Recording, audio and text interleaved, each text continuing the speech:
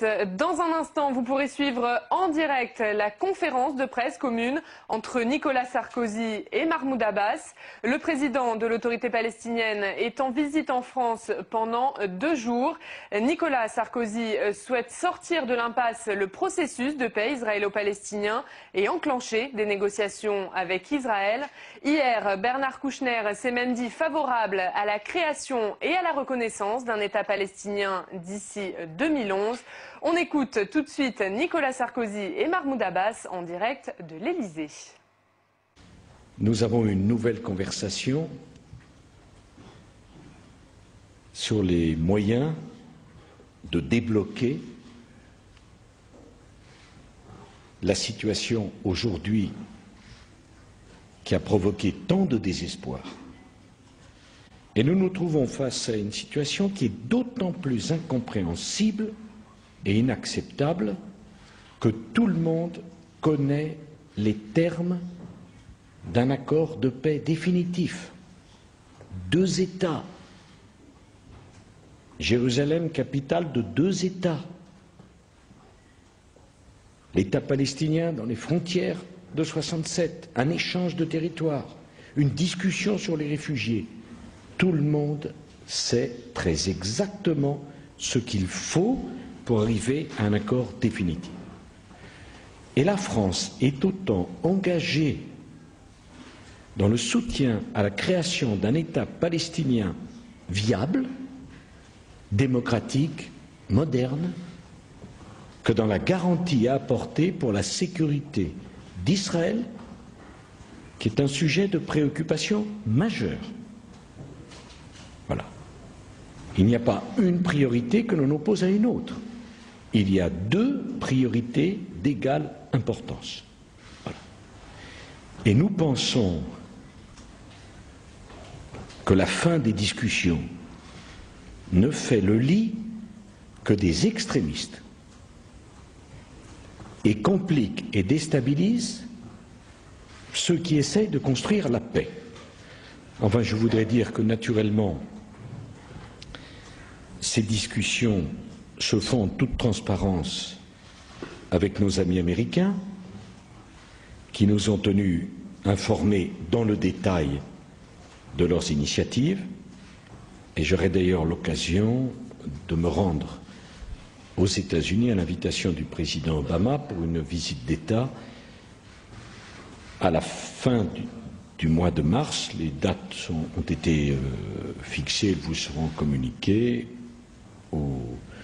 Le président Obama et son épouse ont invité Carla et moi-même. On aura l'occasion de parler de cette question et de bien d'autres. Et je voudrais terminer en vous disant que dans notre esprit, à Bernard Kouchner, à la diplomatie française comme à moi-même, il y a urgence à reprendre les discussions.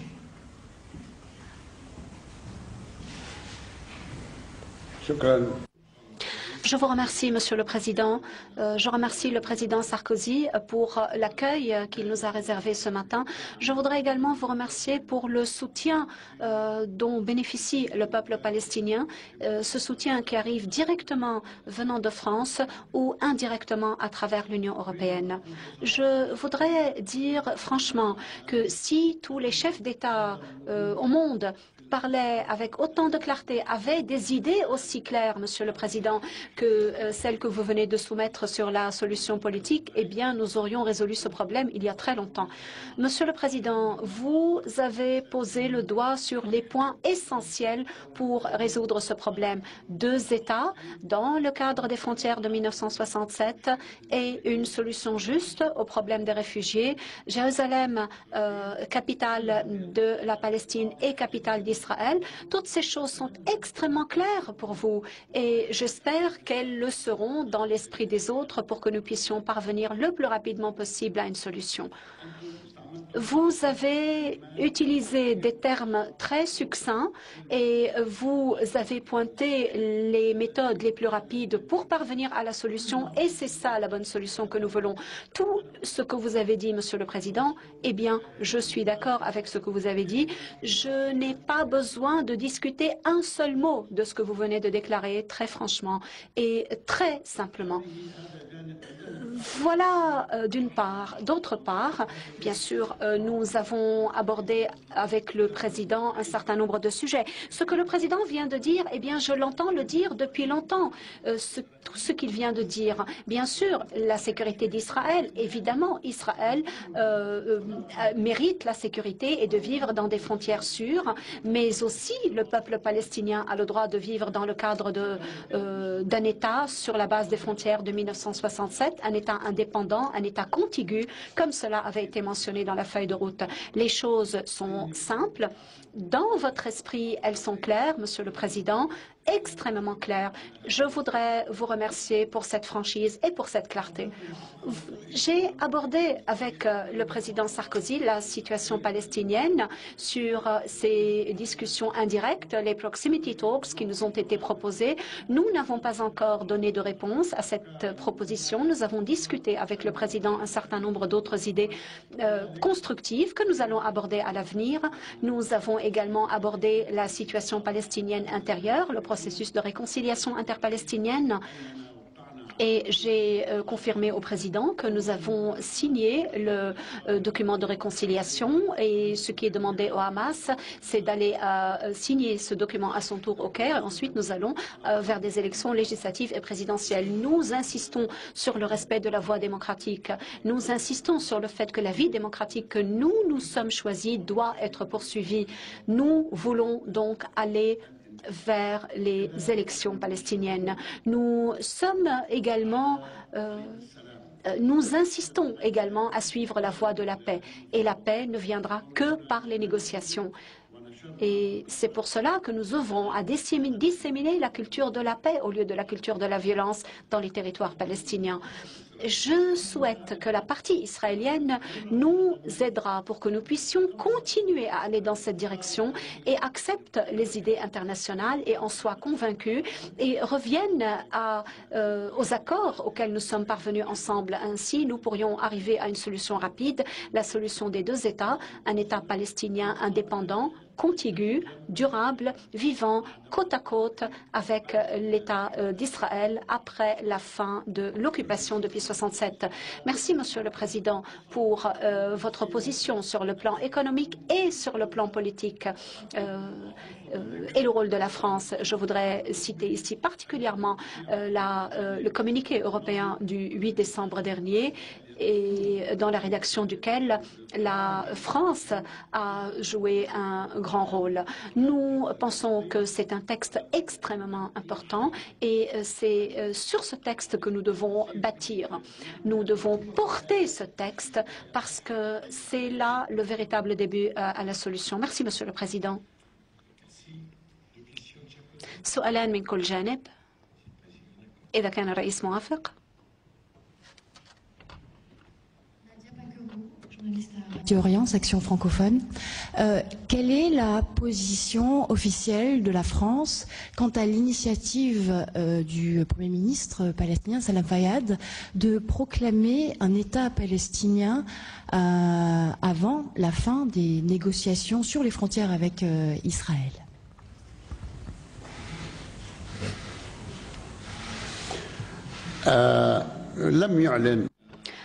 Salam Fayyad n'a pas déclaré qu'il allait proclamer un État avant les négociations. Les négociations avant, la proclamation de l'État ensuite. Mais nous avons dit qu'il y avait aussi un autre choix, nous adresser au Conseil de sécurité des Nations Unies et à l'avenir, et ça c'est une décision de la Ligue arabe, mais cela n'a pas encore été mis en œuvre et si nous le faisons, nous le ferons en accord avec tous les pays du monde, les pays européens, les États-Unis. International, ma question s'adresse au président français. En cas de proclamation unilatérale d'un État palestinien, est-ce que la France, comme le laissait entendre Bernard Kouchner dans une interview hier au JDD, serait prête à reconnaître cet État palestinien indépendant? Bon, Bernard Kouchner s'est interrogé effectivement, et à juste titre, sur le temps que prenait tout ceci. Et il a mis sur la table un certain nombre de possibilités, d'alternatives, au cas où on ne débloquerait pas les choses. Notre position est assez simple. Nous voulons un État palestinien car nous considérons que les Palestiniens ont le droit à un État palestinien. Mais nous avons toujours dit un État palestinien viable. Viable. Parce que voudrait dire un État palestinien dans le principe, qui n'aurait pas de frontières, qui n'aurait pas de continuité et qui n'aurait aucune façon de fonctionner? Ce que nous voulons lorsque nous plaidons pour un État palestinien, c'est un État réel qui puisse donner une espérance, un avenir aux millions de Palestiniens. Ce n'est pas simplement une idée. Donc dans la déclaration de Bernard, il y avait la prospective en disant si on n'arrive pas à ça, on peut marquer politiquement, le moment venu, en accord avec nos amis palestiniens, l'idée de cet État pour lui donner un cran de plus en quelque sorte. Mais le point d'arrivée, c'est un État palestinien dans les frontières de 67, avec un échange de territoire comme ça a toujours été dit. Hein. Donc vous voyez sur le fond des choses, la position de la France est vraiment un État palestinien viable, moderne, démocratique, reconnaissant l'existence d'Israël et vivant en paix aux côtés d'Israël.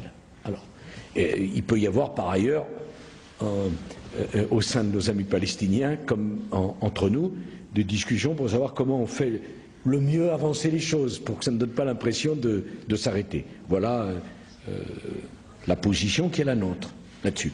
Alors, on verrait à ce moment-là, en cas d'initiative comme celle que vous évoquez, ce qu'on ferait. Mais de toute manière, on ne peut pas dire en même temps qu'on soutient le président Mahmoud Abbas et vouloir anticiper les discussions qu'il aura lui-même avec ses propres amis. C'est à eux que ça appartient.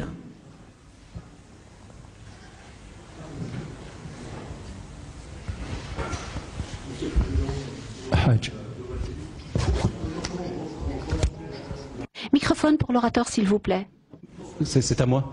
Bonjour Monsieur le Président, Noureddin Bouzen, Al Jazeera. Monsieur le Président, vous avez toujours plaidé pour une conférence internationale sur le Proche-Orient. Qu'en est-il? Est-ce que, comme on a entendu ici, là, les Américains ne veulent pas parce qu'il n'y a pas de progrès, ou ce sont les Russes qui ne veulent pas, qui veulent s'accaparer cette initiative? Concrètement, est-ce qu'on pourrait dire que d'ici quelques semaines, quelques mois, on aura cette conférence, et est-ce que ça sera une conférence entre Palestiniens et Israéliens, ou sinon aussi les Syriens et les Israéliens? Merci Monsieur le Président. Bon, ce que nous disons, c'est que s'il n'y a pas de discussion, conférence ou pas, nous prenons le risque, je veux dire la communauté internationale, d'une troisième intifada. Voilà ce que nous disons. Et c'est pour ça qu'il faut discuter.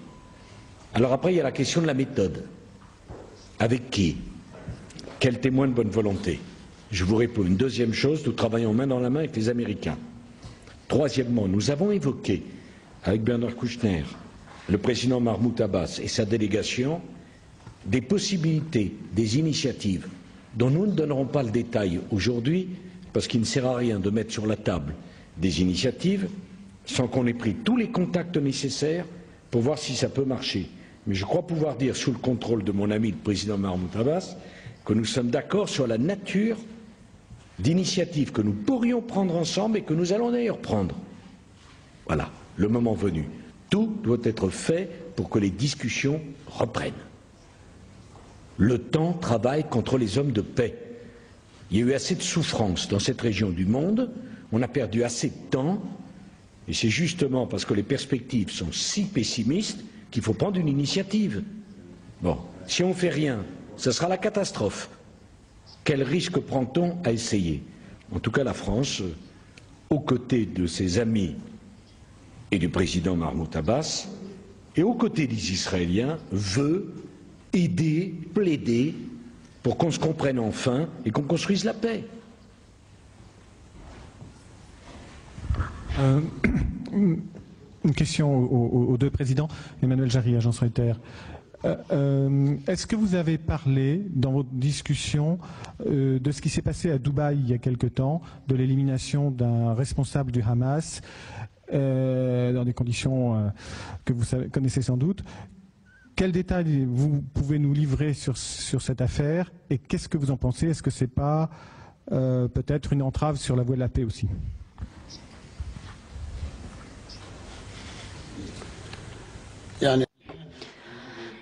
C'est Cet événement qui a eu lieu à Dubaï et qui a conduit à l'assassinat de M. Al-Mabhouh est un événement douloureux et difficile qui a des implications très nombreuses.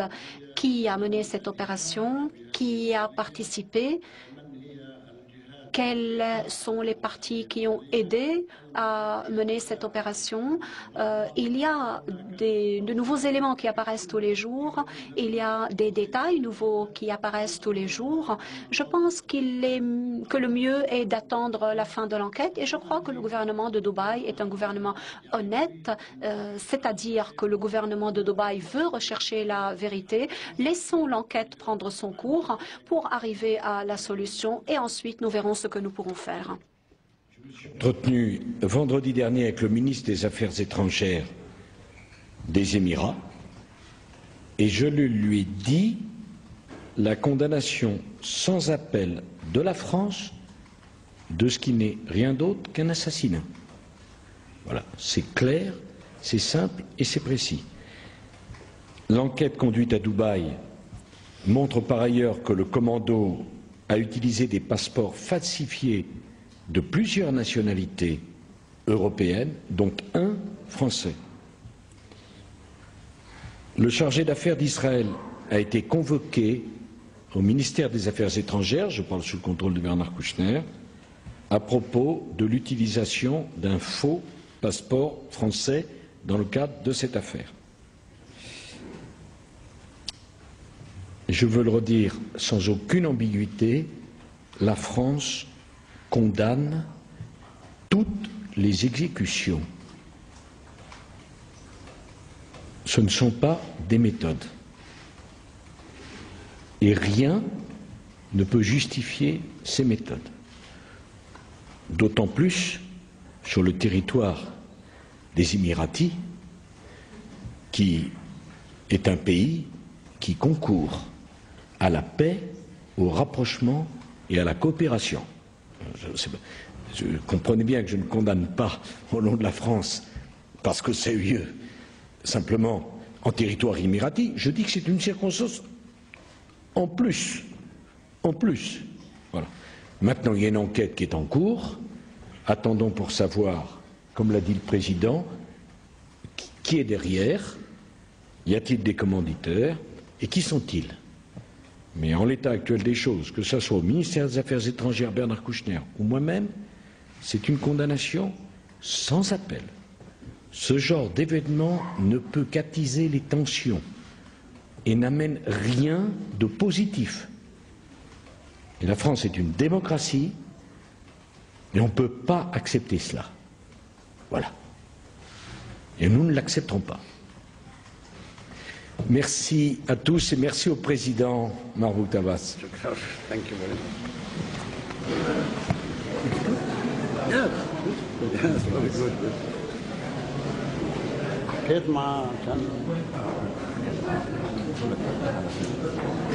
Hey, Bernard.